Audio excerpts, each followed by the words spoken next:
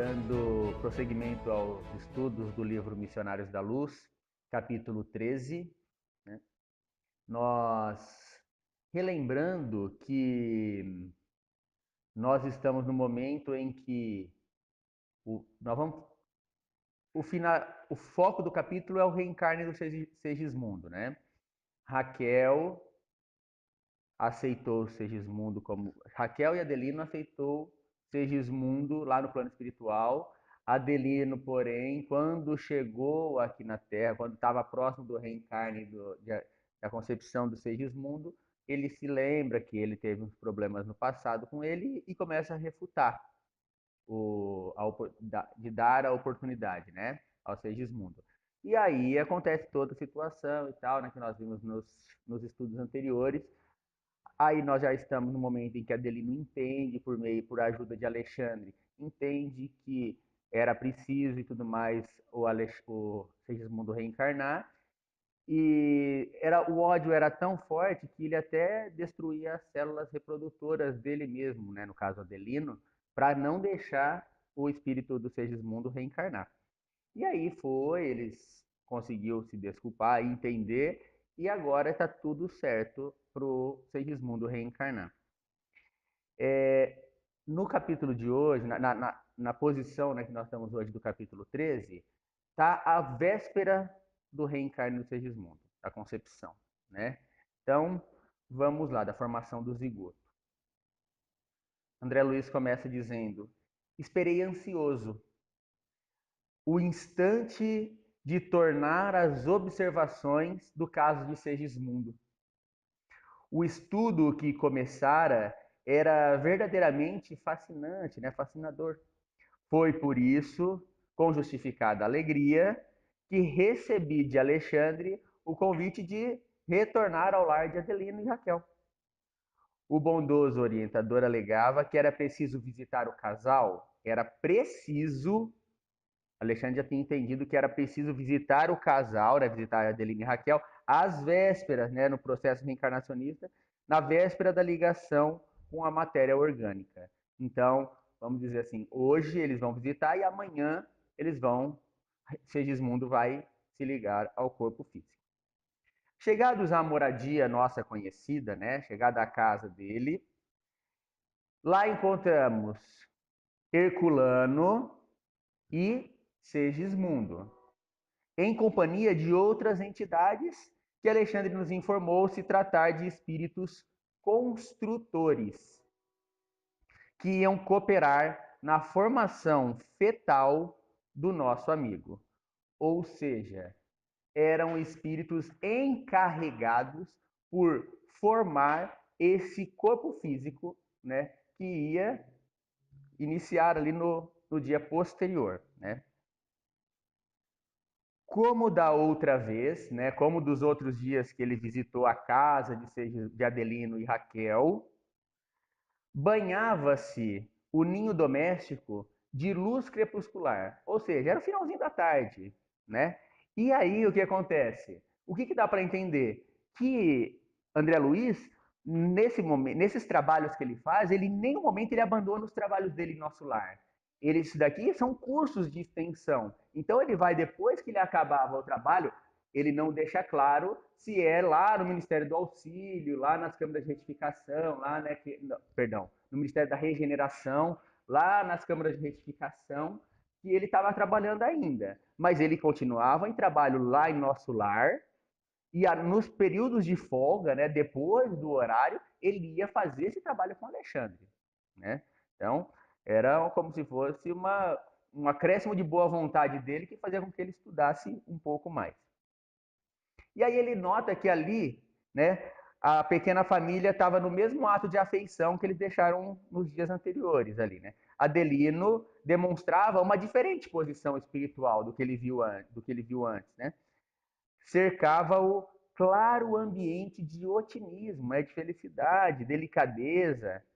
Meu amável instrutor, o Alexandre, né, muito satisfeito com a nova situação, o que ele fez?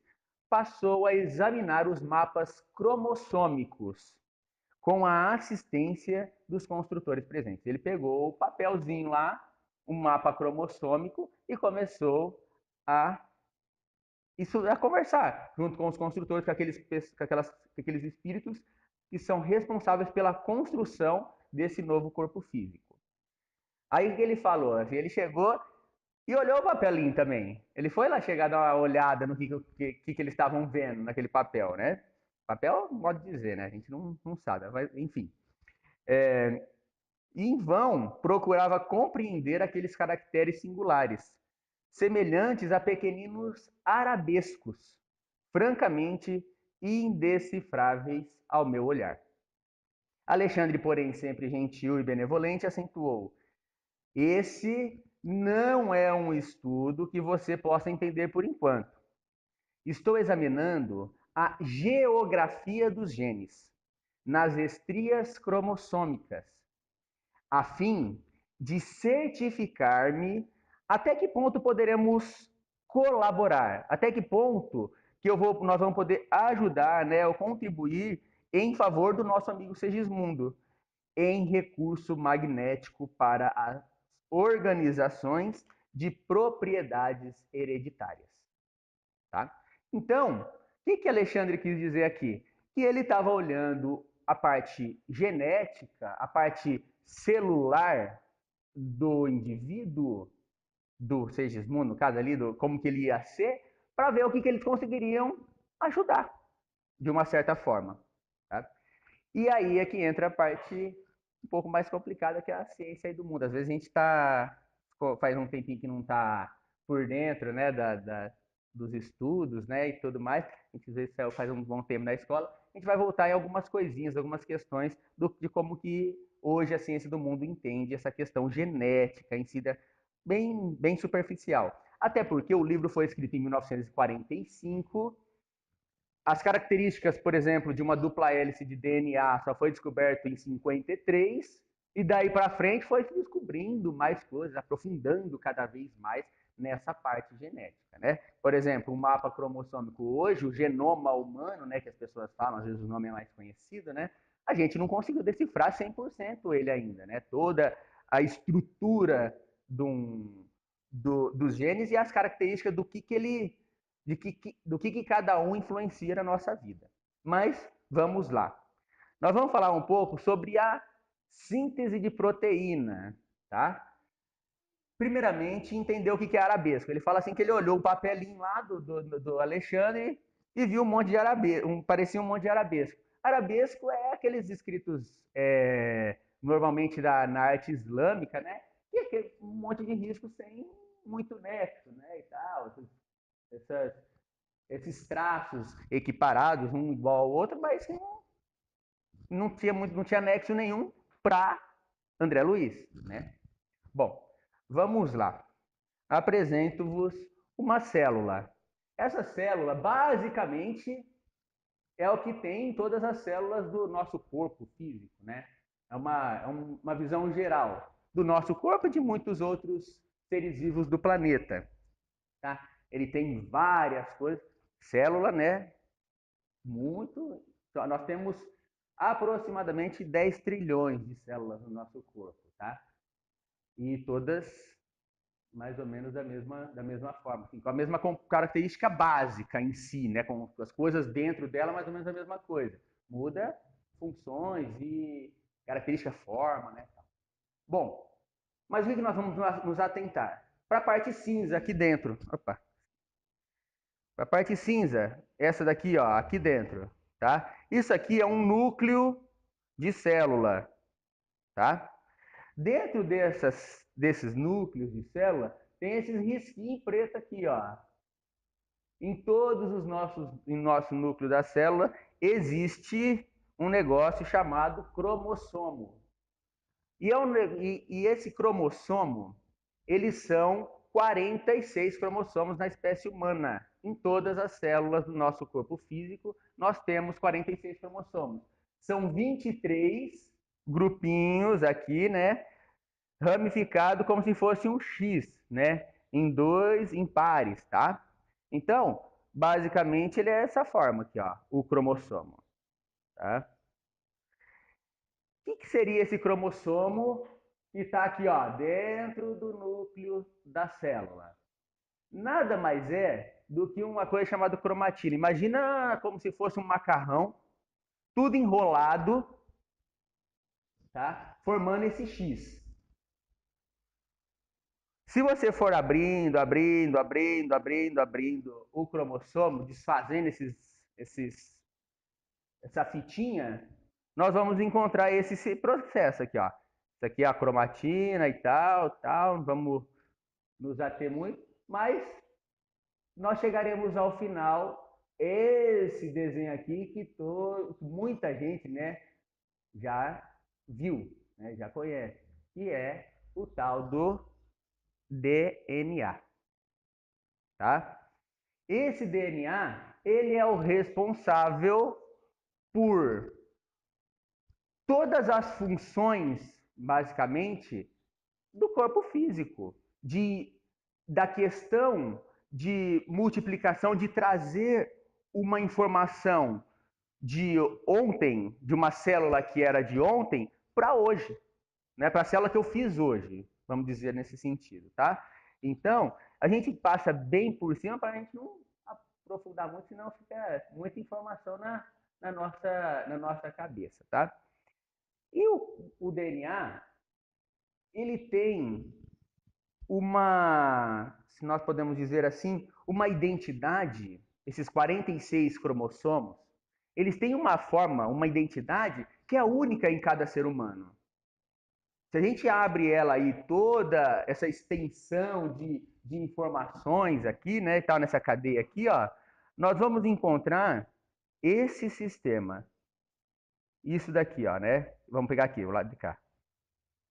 Esse sistema aqui, essa parte, que ela é? São 4 substâncias, né? A citosina, timina, guanina e adenina. Adenina, timina, citosina e guanina, tá? Esses quatro carinhas, eles vão, através da sua sequência, dar toda a formação e o entendimento para a nossa vida, para as nossas atitudes, para uma célula compreender e entender a outra célula. Mas vamos chegar aqui aonde é o exemplo. Chega num determinado local do nosso corpo, vamos pegar assim o nosso estômago. O nosso estômago, nós temos os 46 cromossomos, mas não são os 46 cromossomos que funcionam 24 horas por dia em todas as células do nosso corpo. Temos no, na célula do lá no nosso estômago, o cromossomo 2, a perninha do lado esquerdo de baixo, e o cromossomo 17, a perninha do lado direito de cima, que funciona, tá? E aí, essa é a briga do geneticista para achar qual que é o ponto, né, em que cada célula funciona no nosso corpo físico para poder prever doenças, para poder prever uma situação, um problema aí no futuro, um desenvolvimento de um câncer ou qualquer coisa que seja, tá? Essa dupla fita de DNA, ela tá lá no núcleo da célula, tranquila, que nem eu falei, no estômago, por exemplo, e o cromossomo 2 lá, ele vai ser duplicado, vai precisar. É aquela parte ali do gene que a gente utiliza naquela região. O que a gente faz? A gente pega a nossa célula, tá, gente? A nossa célula. Ela pega um cara que chama o RNA na parte do DNA aberto, pega essa informação do que está escrito nessa linhazinha aqui e aí ele pega para ele. Ele vai levar essa informação aqui para esse carinha aqui que entende o que se precisa ser feito. É que tudo em nível molecular, em nível de químico, bem dizer, tá?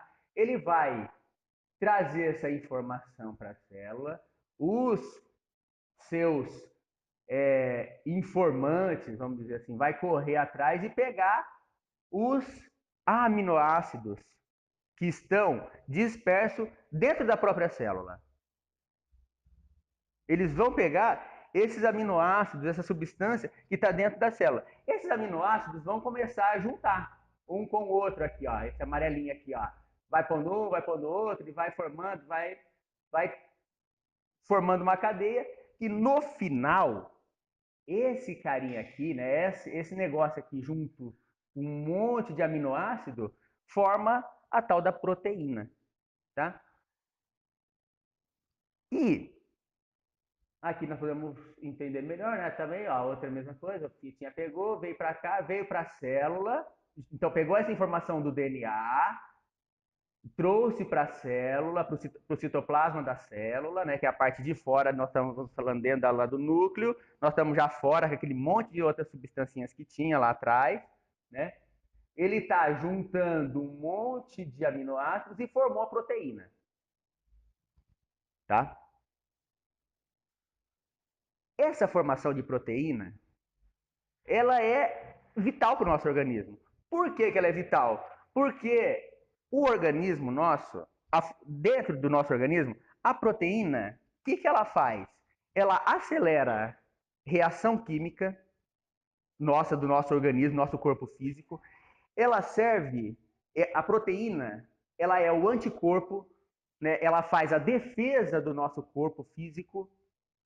A proteína, ela serve como transporte no sangue do oxigênio e do gás carbônico, ou seja, ela é manutenção da vida. Ela serve como reguladora, ou seja, a maioria dos hormônios são proteínas. Então, e ela tem função estrutural, né? Pele, né? A formação da própria membrana celular em si, né? Músculo, cabelo, enfim, essas coisas tudo é proteína e, olha lá, músculo e tal. Então, a proteína em si, ela é basicamente o nosso veículo aí, ó, né? A composição do nosso corpo, né? E tudo mais. A gente tem aminoácidos, tem carboidratos, né? Tem umas coisas aí que tem gordura, né? Gordura, carboidrato, que são importantes também, que utilizam na nossa, mas a proteína tem essas funções. E eu creio que para nós entendermos o máximo aqui, e o mais importante é entender que, por exemplo, a proteína faz os nossos hormônios, né? E o nosso hormônio, como parte como o cara que faz, né, que regula o sistema endócrino, né, apesar de ser controlado pelo sistema nervoso, né, pelo cérebro, são os caras que ditam a regra da nossa matéria, né? Então, vamos dizer assim, pegando da parte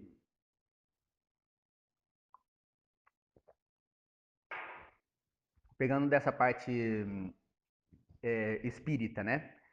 O nosso corpo físico, os hormônios do nosso corpo físico pode nos tender para alguma coisa, como é no caso, vamos dizer assim, uma tensão, a TPM, né? Que ela desregula a nossa função física e faz com que a gente modifique, altere o humor, tá? Mas apesar toda a parte do hormonal está ligada pela lógica no sistema nervoso central, que é o cérebro, que aí é comando do espírito, né? Então, é aquele duelo, corpo, vontade da carne e espírito, né, a todo instante. Então, pessoal, essa questão, por isso que é tão importante, por isso que essas e mais outras, né? Por isso que Alexandre tomou tanto cuidado em olhar essa genética, né? Os cromossomos que iam constituir, né? Mais para frente a gente vai ver, vou dar um spoiler aqui, né? Vou passar um pouquinho de assunto lá para frente. Ele vai até ver qual que é o espermatozoide melhor para ir até a fecundação do óvulo.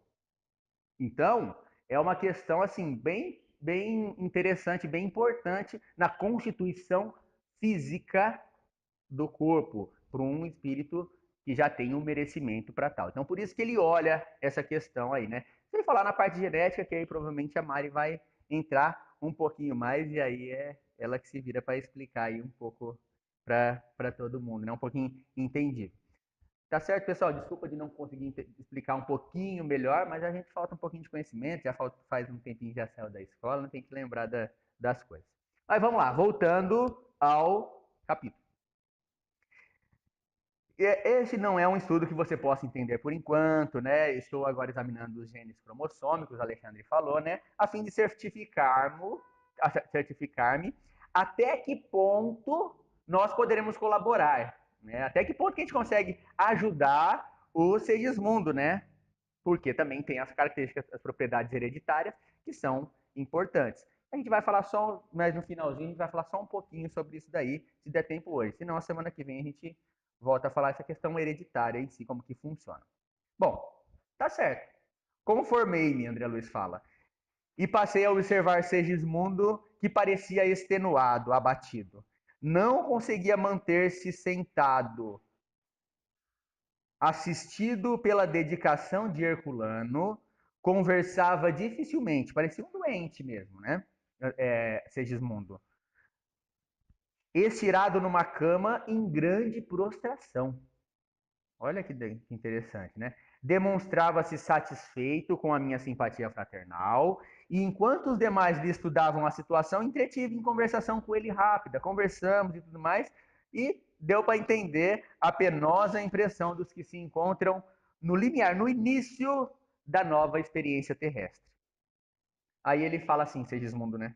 Já estive mais animado. Agora falece-me a energia, sinto-me fraco, incapacitado. Ele fala assim que enquanto lutei para obter a transformação do Adelino, né, do meu futuro pai, experimentava mais confiança, serenidade. Agora, porém, que consegui a dádiva de retorno à luta, tenho receio de novos fracassos. Ou seja, o que a gente já pode perceber aqui, né? A gente pode perceber uma característica de Segismundo de que é igual, mais ou menos igual a mim, né? Que sempre acha um problema. Né? Acabou um problema, ele já pegou outro para se preocupar. Antes era o problema do Adelino, ele reclamou com o Alexandre que o Adelino não ajudava ele e tal, que o Adelino não estava querendo ir junto com ele e tal, tal, tal. Agora que o Adelino quer ele, agora o problema é outro, agora o problema é o medo do fracasso, né? O que ele já conheceu, ele vai perder, né? Então fica meio aquele período de insegurança diante do reencarne. Né? Aí André Luiz fala assim, ó, tenha calma. A sua oportunidade de redenção é das melhores.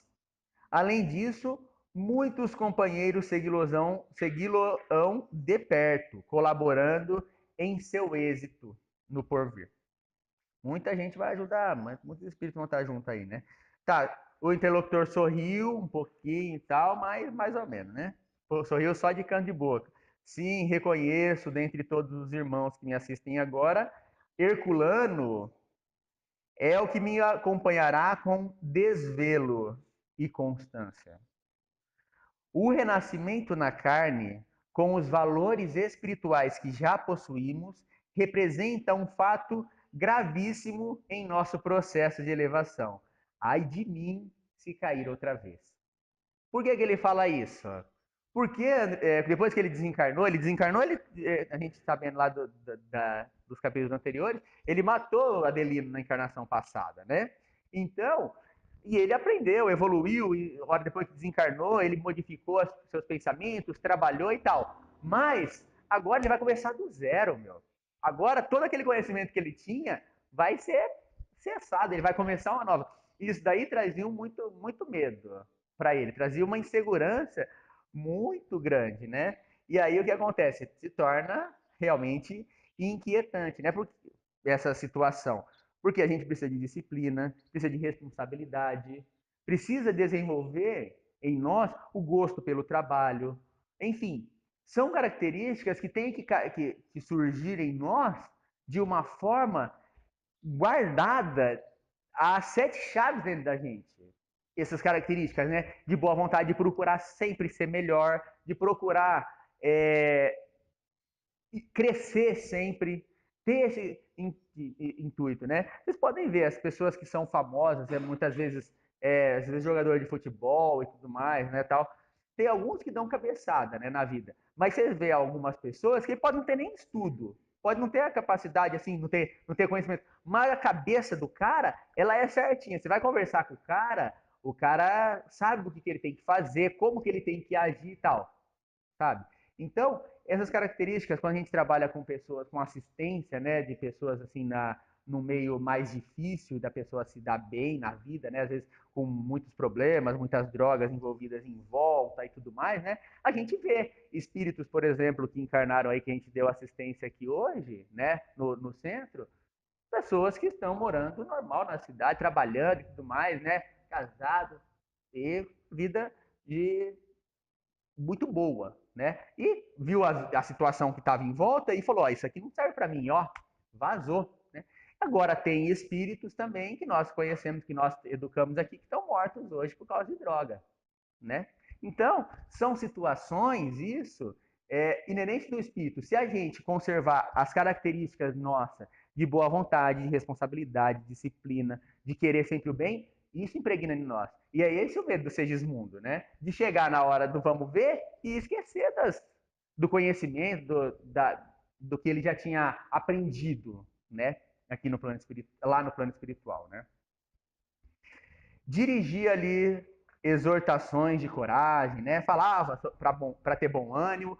Quando Alexandre, quando acabou a documentação lá, o exame do mapa cromossômico, se aproximou e disse: Segismundo, é incrível que você desfaleça no momento culminante, no momento mais importante das suas atuais realizações. Alexandre não é bonzinho não, né? Assim, nesse ponto, né? Ele puxa a orelha, né? Porque, opa, ó, teu esclarecimento, né? Restaure a sua fé, regenere a esperança, porque você não pode entrar na corrente material, isso aí a gente vai conversar daqui, provavelmente na semana que vem, a maneira dos nossos irmãos ignorantes e infelizes, né? O que é? O que é essa corrente material, né? A gente perde um pouco das nossas características espirituais antes de encarnar, para nós conseguirmos adentrar no corpo físico e ter a plasticidade do nosso corpo físico. Da mesma forma que a gente perde coisas materiais quando a gente desencarna, né? E esse é o processo de perturbação. Então, são todas essas situações, elas acontecem, são perdas naturais do espírito. Mas Alexandre fala: opa, você já tem o conhecimento, não é para você estar desse jeito como você está, né? E essas correntes materiais, a gente não pode ser influenciado por por essas questões, né? Pela, pelas outras pessoas, né? Pela situação externa. A gente tem que ser autor de nós mesmos, né? A gente tem que ter o crescimento e a maturidade interior de pensamento nosso para que a gente esteja livre, cada vez mais livre das questões da matéria e buscar cada vez mais o espiritual, né? Bom, então, você está parecendo os nossos irmãos ignorantes e infelizes que necessitam que precisa de quase absoluto estado de inconsciência para reencarnar. O Alexandre está falando para você, Gismundo. Não deixe nesse momento de cooperar com a sua confiança no nosso trabalho, né? Para quem? Para o seu benefício. Saiba que todo mundo está amparando aqui e se você não modificar a cabeça aí, meu irmão, vai atrapalhar vai atrapalhar a tua encarnação, vai atrapalhar a tua formação. Agora aí é o início, né? É, por isso, fortalece o próprio espírito e vai contribuir com a ajuda que os espíritos estão fazendo no seu próprio corpo, né? Aí ele puxa a orelha de novo, né? Dê trabalho à sua imaginação. Ou seja, cabeça vazia é oficina do diabo. Dê trabalho à sua mente, ocupa ela com coisa importante no momento de agora, né? Mentalize o começo da sua condição fetal, formando em sua mente o modelo adequado, necessário realmente, né? E colabore com a gente, para você mesmo, né? Você encontrará na maternidade de Raquel os mais eficientes auxílios. Comungue em pensamento, né? Una em pensamento com a sua mãe e para facilitar o sistema aí, ó, né, o sistema natural, né? E receberá de nós, faça a tua parte, que receberá de nós a mais dedicada colaboração. E quantas vezes de nós também, a gente se esquece dessa ajuda que a espiritualidade nos dá, e a gente vira um pavoreiro na nossa vida, e esquece da colaboração espiritual em nós, né? Desesperamos por algum problema e não vemos que os espíritos, nosso anjo, nosso espírito protetor, enfim, está a nos ajudar a todo instante, né? No setor de adaptação e da recepção. Não, desculpa.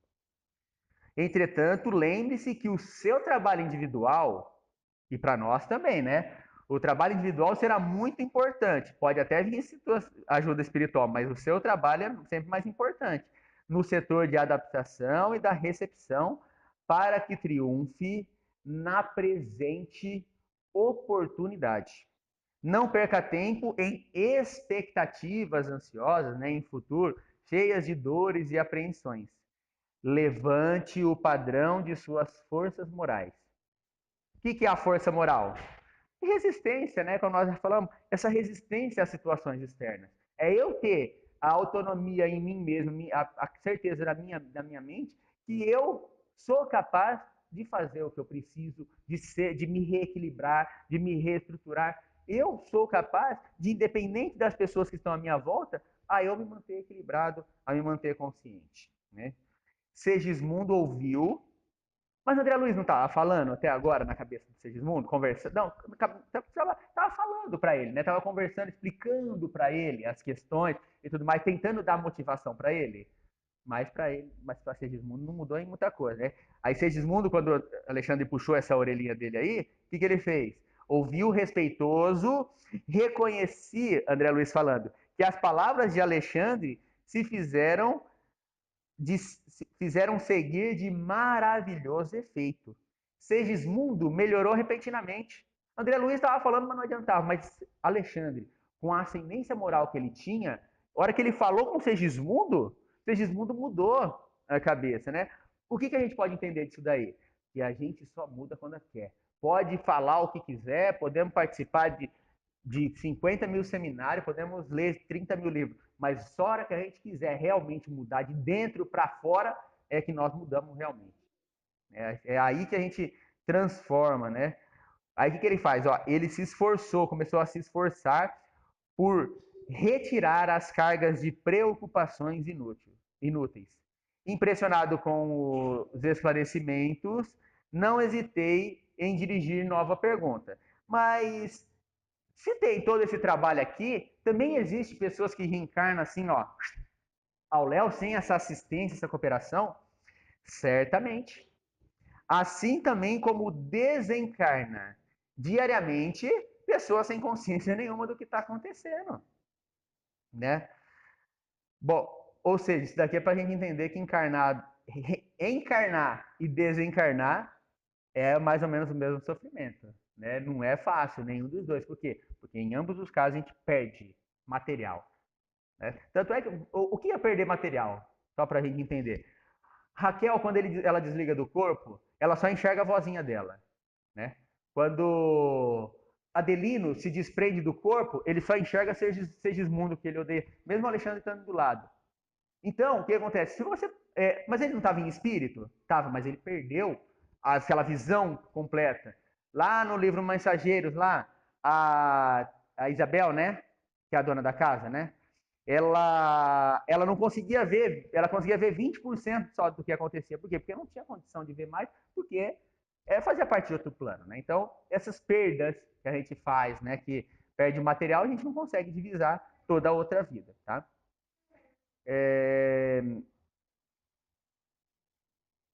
Somente as almas educadas têm compreensão real da verdadeira situação que se lhes apresenta em frente da morte do corpo. Do mesmo modo aqui, a maioria, a maioria dos que voltam à existência da Terra, voltam para a Terra, é magnetizada pelos benfeitores espirituais, que organizam novas tarefas, né, e prepara a existência e tudo mais. e é colocado para o corpo da mãe, assim como uma criança adormecida, né? Nós vamos ver isso daí, essa, o dar o espírito adormecido para a mãe, no capítulo da Marielle, provavelmente, tá? O trabalho inicial, que a rigor compete à organização do feto, né, que é a mãe e tudo mais, né, passa a ser executado pela mente materna e pelos amigos espirituais. Ou seja, o espírito que não está consciente, como o Segismundo estava tentando não ficar, né, ele é pelos outros. Ele não tem nada, ele não ajuda em nada, ele não contribui, bem dizer assim, com o auxílio, né? Reconduzidos por autoridades superiores da nossa esfera em vista da necessidade de certas almas, certos lares e determinados agrupamentos. Ou seja, trata, ó, como você não tem condição de pensar, vamos dizer assim, a gente vai ter que te colocar nessa família, porque aqui vai ser bom, porque você vai aprender a fazer assim, assim, assim, e a pessoa não tem muito o que fazer. Ela dorme, nasce, simplesmente assim, não percebe todo esse processo e não tem condição de se auxiliar, né? Enfim. Então é feito isso daí por pessoas, por espíritos mais evoluídos que programam essa existência, né? Uma existência meio mais compulsória em si, né?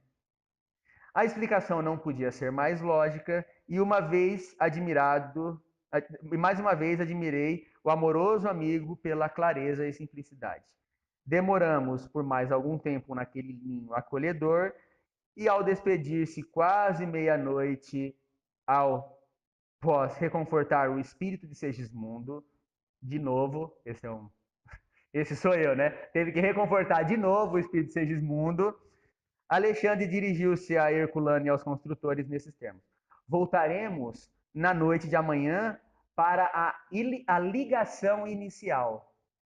Ligação inicial do corpo? Então quer dizer que o reencarne não acontece só na hora da fecundação. É a ligação inicial do corpo do zigoto ali, né, com o espírito. Essa ligação inicial. Isso daí vai acontecer por mais 7 anos, essa ligação. Tá? Então a ligação inicial vai ser feita amanhã, né, no caso, né? Lá. Alexandre dirigiu-se para Herculano e os construtores nesse termo. Voltaremos na noite de amanhã para a ligação inicial, fazendo a entrega do nosso irmão reencarnante aos nossos amigos. E nós voltaremos na semana que vem para conversar sobre essa ligação inicial, né? E sobre todo o ensinamento que Alexandre tem para nos passar nessas questões. Muita paz a todos e muito obrigado.